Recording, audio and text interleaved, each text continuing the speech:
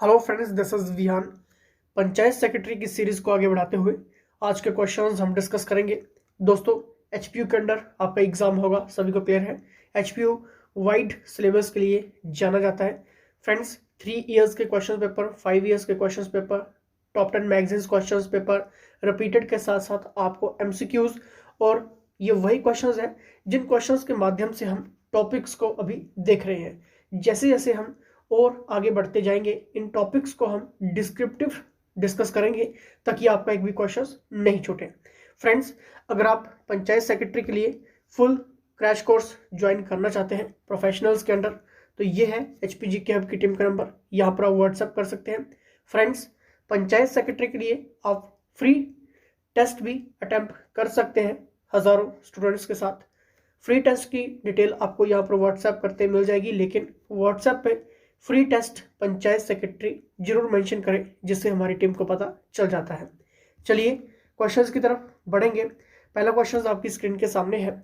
निम्नलिखित में से किस शासक को भारत का नेपोलियन कहा जाता था? इंपॉर्टेंट क्वेश्चंस है, हाईलाइटेड क्वेश्चंस। बताइए इसका सही आंसर क्या होगा? फ्रेंड्स, इसका बिल्कुल सही आंसर होगा ऑप्शन नंबर डी, यानी कि समुद्रगुप्त। फ्रेंड्स, समुद्रगुप्त को भारत का नेपोलियन कहा जाता था। क्लियर? चलिए नेक्स्ट यहां पर देखते हैं। भारतीय राष्ट्रवाद का पिता किसे कहा जाता था? ऑप्शंस आपके सामने हैं। Very very important questions. दोस्तों, ये क्वेश्चंस पिछले 3 सालों में आपके एग्जाम में देखने को मिला है लगातार, चाहे मैं सेंट्रल लेवल के एग्जाम की बात करूं या फिर आपके एचपी के एग्जाम की बात करूं। Friends, the right answer is option number A, यानी कि राजा राम मोहन राय। फ्रेंड्स, अब यहाँ पर जो क्वेश्चंस आपको मिल सकता है, आपको थोड़ा थोड़ा सभी के बारे में पता होना चाहिए।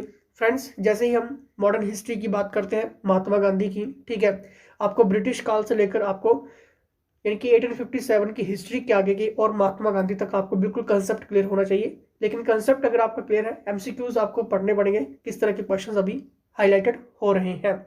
आपको दादा भाई नौरोजी के बारे में थोड़ा सा पता होना चाहिए, राजा राम मोहन राय के बारे में पता होना चाहिए। ठीक है दोस्तों, ये सारी की सारी फेमस पर्सनैलिटीज हैं, इसलिए यहाँ से क्वेश्चंस आपके एग्जाम में बनते हैं। जितनी भी फेमस पर्सनैलिटीज होती हैं, ठीक है, उनका क्या क्या योगदान रहा है, डायरेक्ट क्वेश्चंस आपके एग्जाम में होते हैं। उच्च न्यायालय के न्यायाधीश को पद की शपथ दिलाई जाती है। अब यहाँ से आपको एक चीज क्लियर हो चुकी है कि जितना भी ओथ है, जितनी भी शपथ दिलवाई जाती हैं, कौन कौन दिलवाता है। जरूरी नहीं कि आपको यही क्वेश्चंस देखने को मिलेगा, मॉडिफाइड होगा, लेकिन प्रधानमंत्री, राज्यपाल, गवर्नर, ये सब कुछ इंक्लूडेड हो सकता है। ठीक है, the right answer is option number B, यानी कि गवर्नर ऑफ द स्टेट, राज्यपाल। फ्रेंड्स, हाई कोर्ट का जो जज होगा, ठीक है, उसको कौन शपथ दिलाएगा? गवर्नर ऑफ द स्टेट, राज्यपाल। ठीक है, चलिए नेक्स्ट यहां पर देखेंगे। लेकिन दोस्तों, आपके लिए कमेंट है, आपने मुझे बताना है, अगर राज्यपाल नहीं है, यानी कि अभी उस स्टेट का राज्यपाल नहीं है, ठीक है, या तो राज्यपाल की मृत्यु हो गई है, या तो अभी वो ड्यूटी पे नहीं है, ठीक है, या फिर बीमार चल रहा है, तो इन दैट केस में कौन शपथ दिलाएगा? ये आपके लिए क्वेश्चंस है, कमेंट करके आपने बताना है। ठीक है, चलिए नेक्स्ट यहां पर देखते हैं। जनसंख्या पर राष्ट्रीय आयोग की अध्यक्षता की जाती है। वेरी वेरी इंपॉर्टेंट क्वेश्चंस है, और ये क्वेश्चंस हाईलाइटेड हुआ है क्योंकि आने वाले टाइम में पॉपुलेशन बिल भी जल्दी ही अमेंडमेंट होने जा रहा है। ठीक है, कभी भी ये सेंट्रल गवर्नमेंट इस चीज़ के बारे में डिस्कस कर सकती है। ठीक है, तो अब यहाँ पर क्वेश्चन ये पुटअप होता है कि जनसंख्या पर राष्ट्रीय आयोग की अध्यक्षता कौन करता है। Very very important question. आपको prime minister, president, home minister, registrar general of India, ये सब कुछ क्लियर होना चाहिए। ठीक है, इनके बारे में थोड़ा थोड़ा बेसिक क्लियर होना चाहिए। ठीक है, the right answer is option number A, यानी कि प्राइम मिनिस्टर। और जैसे कि मैंने अभी आपको कहा है कि पॉपुलेशन बिल बहुत जल्दी आपको देखने को मिलेगा। ठीक है, देखते हैं कब तक ये बिल्कुल फोर्स में आता है। चलिए नेक्स्ट यहाँ पर देखते हैं। राजीव गांधी राष्ट्रीय युवा विकास संस्थान स्थित है। फ्रेंड्स, इंपॉर्टेंट क्वेश्चंस है, पिछले जून से लेकर अगस्त, सितंबर और अक्टूबर तक की टॉप 10 मैगजीन्स में ये क्वेश्चंस लगातार हाईलाइटेड हुआ है, वीकली क्वेश्चंस हाईलाइटेड हुआ है। तो इस तरह के क्वेश्चंस एचपीयू जरूर आपके एग्जाम में पूछेगा।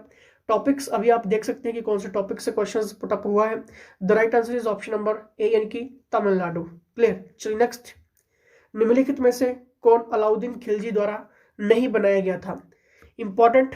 अब दोस्तों यहाँ पर एंशिएंट हिस्ट्री का टॉपिक चल रहा है, तो यहाँ से इस टॉपिक को आप देख लीजिए, क्योंकि क्वेश्चंस अगर बना है तो डेफिनेट टॉपिक की इंपॉर्टेंस बहुत ज़्यादा है। ठीक है, लाइक शेयर सब्सक्राइब जरूर करिए। किसी भी डाउट क्वेश्चंस के लिए आप व्हाट्सएप जरूर करिए। फ्री टेस्ट के लिए आप व्हाट्सएप कर सकते हैं, डिटेल मैंने आपको स्टार्टिंग में मेंशन की है। कोर्सेज आप ज्वाइन कर सकते हैं। बताइए, the right answer is option number B, यानी कि जलालुद्दीन का मकबरा। ठीक है, अलाउद्दीन खिलजी द्वारा नहीं बनाया गया था, जलालुद्दीन का मकबरा और बाकी सभी थे, यानी कि शीरी शहर, हौज़े अलाई, जमात खाना, मस्जिद। ठीक है, अगर क्वेश्चंस इंपॉर्टेंट है क्योंकि ये हाईलाइटेड हुआ है तो इसलिए हमारी टीम ने इंक्लूड किया है। नेक्स्ट क्वेश्चंस की तरफ बढ़ेंगे। भारत में आर्थिक सर्वेक्षण यानी कि दोस्तों इकोनॉमिक सर्वे। अब माय फ्रेंड्स, अगर आप एलाइड एचएस जैसे और पंचायत सेक्रेटरी के एग्जाम की बात अगर मैं करूं तो इकोनॉमी सर्वे के क्वेश्चंस आपके एग्जाम में जरूर पूछे जाएंगे। ठीक है, चाहे मैं हिमाचल की बात करूं या फिर सेंट्रल लेवल के एग्जाम की बात करूं। सेंट्रल लेवल में सिर्फ आपको की फैक्ट्स रीड करके जाना है। ठीक है, और इकोनॉमी सर्वे आपको लास्ट ईयर का ही रीड करना होता है। ठीक है, एडवांस अभी आया भी नहीं है। ठीक है, लेकिन जब भी एग्जाम होता है तो आपको लास्ट ईयर का ही पूछा जाता है। ठीक है, बजट जितना भी होता है इकोनॉमी सर्वे। ठीक है, और इकोनॉमी सर्वे में चाहे मैं हेल्थ से लेकर आपको स्कीम से लेकर कहाँ कहाँ कितना कितना पैसा अलॉटमेंट हुआ है, कौन कौन से सेक्टर्स में, ये छोटी छोटी बेसिक चीजें हैं जो आपको क्लियर करके जानी पड़ेंगी। ठीक है, नहीं पता लग रहा है तो व्हाट्सअप कर लेना। The right answer is option number A, यानी कि मिनिस्ट्री ऑफ फाइनेंस। क्लियर। चलिए नेक्स्ट यहाँ पर देखते हैं, निम्नलिखित में से कौन सा चीनी का एक प्रमुख स्रोत है। Very very important question, highlighted questions के साथ टॉप 10 मैगजीन्स में इस क्वेश्चन ने जगह बनाई है, तो इंपॉर्टेंट है। The right answer is option number C, यानी कि सुगर केन, गन्ना। ठीक है, चलिए नेक्स्ट। अब दोस्तों आपने क्या सोचा था इस क्वेश्चन में, ठीक है, आप थोड़ा सा अपने माइंड को भी चेकआउट कर सकते हैं। ठीक है, नेक्स्ट क्वेश्चंस की बात करेंगे। निम्नलिखित में से किस महाद्वीप को वर्ल्ड कॉन्टिनेंट के नाम से जाना जाता है। इंपॉर्टेंट क्वेश्चंस के साथ हाईलाइटेड क्वेश्चंस हैं और इस तरह के क्वेश्चंस आपके एग्जाम में जरूर देखने को मिलते हैं।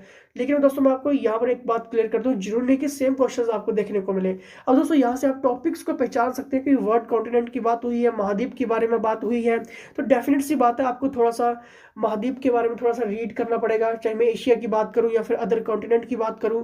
ठीक है, या फिर यहाँ पे जलवायु क्लाइमेट की बात करूं, एनवायरनमेंट से रिलेटेड क्वेश्चंस की बात करूं, ठीक है, डिजास्टर मैनेजमेंट से क्वेश्चंस की रिलेटेड बात करूं, तो यहाँ पर आप टॉपिक्स को देखिए। ठीक है, आपको जैसे जैसे हम आगे बढ़ेंगे आपको हर एक चीज क्लियर होती चली जाएंगी। ठीक है, the right answer is option number C, यानी कि साउथ अमेरिका। नेक्स्ट क्वेश्चन की तरफ बढ़ेंगे।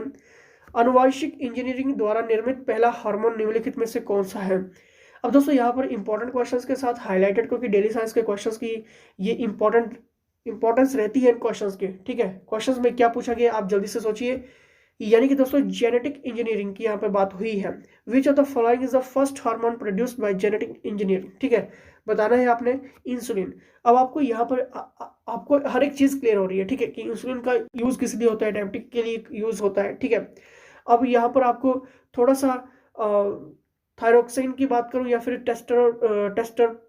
टेस्टोस्टेरोन की बात करूं। ठीक है, तो यहाँ पर आपके एग्जाम में जो सेगमेंट रहेगा, ठीक है, अगर मैं इन सेगमेंट की बात करूं, ठीक है, तो आपको ये चीजें थोड़ा सा चेकआउट करनी पड़ेगी। चाहे मैं विटामिन की बात करूं यहाँ पर, ठीक है, विटामिन से रिलेटेड क्वेश्चंस हो गए। ठीक है, या फिर मैं आपको यहाँ पर लंग्स की बात करूं, ठीक है, या फिर अदर डिसीज की बात करूं। ठीक है, और कौन कौन सी डिजीज अभी इंपॉर्टेंट में है। ठीक है, किस किस से बीमारी से वो डिजीज हो रही है। ठीक है, ये छोटी छोटी चीजें हैं जो आपको क्लियर करनी पड़ेंगी। ठीक है, the right answer is option number A, यानी कि इंसुलिन। चलिए नेक्स्ट यहाँ पर देखेंगे।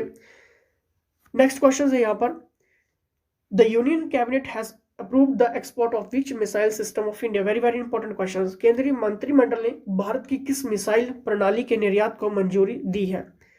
रक्षा से जुड़ा हुआ ये क्वेश्चंस है, तो डेफिनेट आपके एग्जाम में क्वेश्चंस होगा। The right answer is option number A, यानी कि आकाश। ठीक है, केंद्रीय मंत्रिमंडल ने भारत की आकाश मिसाइल को प्रणाली के निर्यात को मंजूरी दी है। यानी कि दोस्तों export of which missile system of India की बात हुई थी, तो आकाश एक्सपोर्ट। ठीक है, आपको याद रखना है आकाश मिसाइल। ठीक है, नेक्स्ट यहाँ पर देखेंगे, आधुनिक काल में त्रिगर्त को दर्शाता है। इंपॉर्टेंट है, बहुत बार एग्जाम में हाईलाइटेड हुआ है, त्रिगर्त से रिलेटेड क्वेश्चंस बहुत बार देखने को मिलता है। ठीक है, यानी कि दोस्तों कांगड़ा सभी को क्लियर है, और कांगड़ा के बारे में आपने थोड़ा सा आर्ट एंड कल्चर के साथ साथ दोस्तों इसका एडमिनिस्ट्रेशन और थोड़ा सा आपको यहाँ पे ज्योग्राफी, ठीक है, जैसे कि पासेस वगैरह, दर्रे वगैरह, नदियां वगैरह, ठीक है, ये थोड़ा सा सेगमेंट आपको क्लियर कर लेना है, पंचायत सेक्रेटरी के एग्जाम में छूटेगा नहीं। क्लियर है? चलिए नेक्स्ट देखते हैं। यहाँ पर निम्नलिखित में से किस इमारत को 1994 तक हिमाचल भवन के नाम से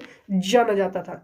अब दोस्तों आपको यहाँ पर बात करूँ कैनेडी हाउस की, वन स्कॉट की, टाउन हॉल की, एल्सिल की, ठीक है। तो दोस्तों यहाँ पर आपको हर एक चीज थोड़ा सा सेगमेंट में क्लियर होना जरूरी है, ठीक है, क्योंकि जरूरी नहीं कि ये क्वेश्चंस बिल्कुल क्लियर बन जाएगा, ठीक है, क्योंकि इसी सेगमेंट से अगर इसी क्वेश्चंस को घुमा फिरा के थोड़ा सा और एडवांस लेवल की बात करूं तो कम से कम 7-8 क्वेश्चंस ऐसे बनते हैं जो आपके डायरेक्ट एग्जाम में होते हैं, ठीक है। चलिए नेक्स्ट यहाँ पर इसका the right answer is option number B यानी कि वन स्कॉट। अब दोस्तों अगर आपको बेस्ट प्रिपरेशन करनी है प्रोफेशनल्स के अंदर ताकि आपका एक भी क्वेश्चन नहीं छूटे, व्हाट्सअप कर लेना, आपका एक भी क्वेश्चन नहीं छूटेगा पंचायत सेक्रेटरी के एग्जाम के लिए, ठीक है। चलिए नेक्स्ट देखते हैं। आलू के बीजों को उगाने के लिए उपयुक्त स्थान है? ऑप्शंस के अकॉर्डिंग आपने मुझे बताना है, जल्दी से सोचना है। The right answer is option number A यानी कि लाहौल स्पीति की यहाँ पर बात हुई है। चलिए नेक्स्ट देखते हैं। यहाँ पर हिमाचल में लोकायुक्त अधिनियम कब पारित हुआ था? डायरेक्ट क्वेश्चंस आपके एग्जाम में बनेगा। लोकायुक्त की बात हुई है, आपने बताना है, धीरे धीरे करके हम सभी क्वेश्चंस को इंक्लूड कर रहे हैं। The right answer is option number C यानी कि 1983। अब आपने क्या करना है? व्हाट्सएप करना है। किसी भी डाउट क्वेश्चंस क्वेरीज के लिए आप व्हाट्सएप कर सकते हैं।